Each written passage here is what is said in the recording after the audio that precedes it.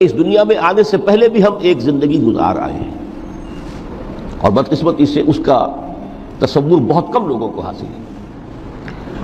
اور عہد حاضر کے جو ریشنلسٹ قسم کے اقلیت زدہ میں کہتا ہوں انہیں، یا اقلیت گزیدہ، اقلیت سے ڈسے ہوئے لوگ، وہ ان چیزوں سے اباع کرتے ہیں، دور بھاگتے ہیں۔ ہماری پہلی تخلیق ہوئی تھی عالم ارواح میں، الارواح جنود مجندہ، لشکروں کے لشکر تھے۔ آدم سے لے کر آخری انسان جو دنیا میں پیدا ہوگا قیامت تک، سب کی ارواح عالم ارواح میں پیدا کر دی گئی۔ وہاں عہد لیا گیا، الست بربکم قالوا بلا، کیا میں تمہارا رب نہیں ہوں، مالک نہیں ہوں؟ ہم سب نے عہد کیا تھا، کیوں نہیں؟ شہید نا، ہم گواہ، یہ عہد الست۔ اور ظاہر بات ہے کہ عہد جو ہوتا ہے جب تک انسان کو اپنی ذات کا شعور نہ ہو، خود شعوری نہ ہو، آپ دنیا میں معاہدہ کرتے ہیں تو کہتے ہیں کہ بقائمی ہوش و حواس میں یہ عہد کر رہا ہوں، معاہدہ کر رہا ہوں، تو ظاہر بات ہے کہ اس وقت ہم تھے اور ہوش و حواس کے ساتھ تھے، خود شعوری کے ساتھ تھے، لیکن صرف ارواح تھی، جسد نہیں تھے۔ اور یہی ہے وہ مقام جس کے بارے میں حضور نے سے جب پوچھا گیا کہ متى وجبت لک النبوۃ یا رسول اللہ، اللہ کے رسول آپ کو نبوت کب ملی؟ تو آپ نے فرمایا والآدم بین الماء والطین، ابھی آدم کا حیولہ جو ہے ابھی گارا گوندھ ہی رہا تھا، پانی اور گارے کے درمیان ہی تھے آدم، کہ میں اس وقت بھی نبی تھا۔ عالم خلق کا ابھی آغاز نہیں ہوا، ابھی عالم ارواح میں بھی جو تمام ارواح ہیں وہ اپنی امتیازی شان کے ساتھ ہیں۔ روح محمدی صلی اللہ علیہ وسلم، جس سے اگر نور محمدی کہیں تو غلط نہیں ہے، اس لیے کہ ارواح کا جو مادہ تخلیق ہے وہ نور ہے، جیسے فرشتوں کا مادہ تخلیق نور ہے۔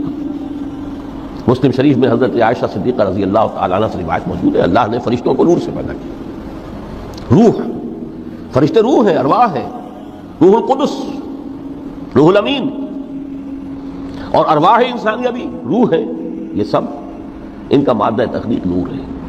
اس وقت ہم پیدا کیے گئے، صرف ارواح کی شکل میں ہم سے عہد لیا گیا اور پھر سلا دیا گیا۔ یہ پہلی موت تھی جو ہم پر وارد ہوئی ہے اس دنیا میں آنے سے پہلے،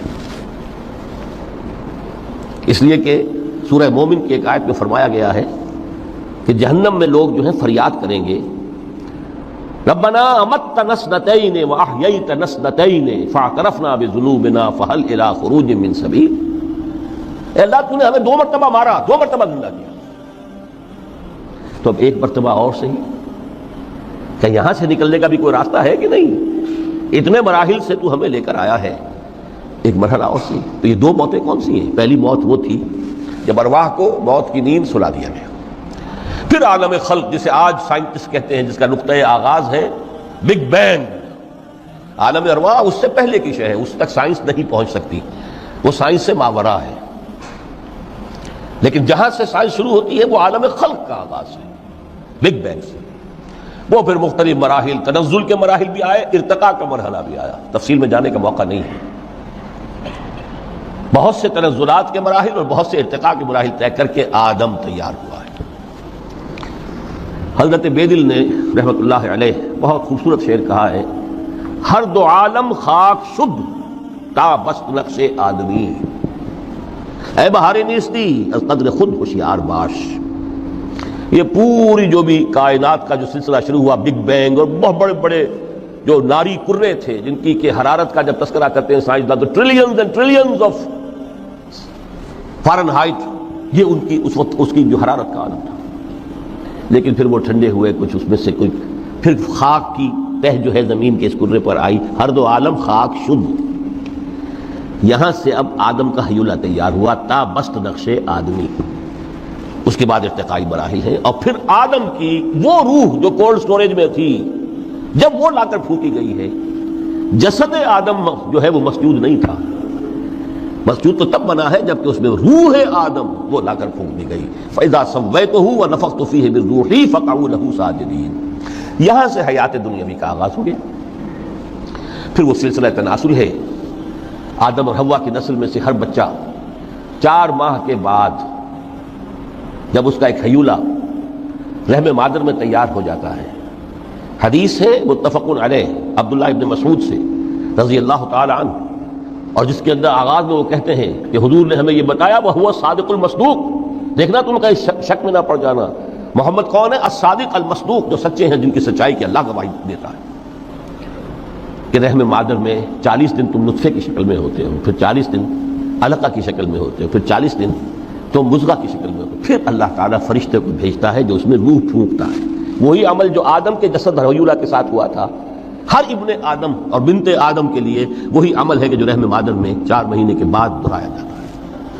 یہاں سے حیات دنیاوی شروع ہوئی، پھر موت، یہ دوسری موت ہے۔ اب پہلی موت تو وہ تھی، لیکن دوسری موت یہاں سیپریشن ہو جائے گی۔ جو زمین سے آیا تھا تخلیقی مادہ، وہ جسم میں گیا، جسم زمین میں گیا، گل سڑ کر ختم ہوا۔ جو وہاں سے روح آئی تھی، وہ اس زمینی وجود کا جو لب لباب ہے، جان، نفس، اس کو لے کر اپنے ساتھ، اور وہ جائے گی عالم بالا کو۔ پھر یہ ایک وقفہ ہے، پھر بعد بعد الموت ہے۔ تو احیاء بھی 2 ہو گئے، ایک مرتبہ پہلی موت کے بعد زندہ کیا اس عالم میں، آنکھ کھلی اس عالم میں ہماری، یہ پہلا احیاء تھا۔ کیف تکفرون باللہ وکنتم امواتا فاحیاکم ثم یمیتکم ثم یحییکم ثم الیہ ترجعون۔ دوسرا احیاء وہ ہوگا قیامت کے دن، بعد بعد الموت، اور پھر اس کے بعد وہ زندگی ابدی زندگی ہے، ہمیشہ کی۔ یہ تصور سامنے رکھیے۔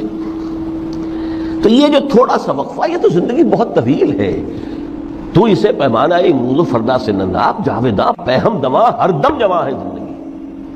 اس میں یہ وقفہ جو ہے، خلق الموت والحیات لیبلوکم ایکم احسن عملا، یہ اس جسد کے ساتھ اس روح کا اتصال، اور یہ 30 40 50 60 70 80 100 برس کی عمر، یہ ایک وقفہ ہے، یہ امتحانی وقفہ ہے۔ تمہیں جانچا جا رہا ہے، پرکھا جا رہا ہے، ایکم احسن عملا۔ اب اگر تو 2 چیزیں انسان پر واضح رہیں، اور نہ صرف واضح رہیں، مستحضر رہیں۔ واضح تو ہو جاتی ہے ایک چیز، پھر آدمی بھول جاتا ہے، تو کوئی فائدہ نہیں دیتا اس کے۔ مستحضر ایک یہ کہ اصل زندگی آخرت کی زندگی ہے، طویل ہے۔ بل توسرون الحیات الدنیا والآخرۃ خیر وابقیٰ، کلا بل تحبون العاجلہ وتذرون الآخرہ۔ تم اس عاجلہ کو پسند کرتے ہو، اس دنیا کی زندگی کو تم ترجیح دیتے ہو، جبکہ آخرت ہے جو باقی رہنے والی ہے، ابدی۔ اگر تو یہ معلوم ہو، جیسا کہ سورہ عنکبوت کی آیت کے حوالے سے میں نے آپ کو آیت سنائی کہ وما هذه الحیات الدنیا الا لہو ولعب وان الدار الاخرۃ لہی الحیوان لو کانوا یعلمون۔ اصل زندگی جو ہے وہ آخرت کی زندگی ہے، کاش کہ انہیں معلوم ہوتا۔ ایک حقیقت تو یہ معلوم ہو اور مستحضر رہے کہ اصل زندگی آخرت کی زندگی ہے، اور دوسری حقیقت یہ کہ یہ دنیا کی زندگی ایک امتحانی وقفہ ہے۔ دین کی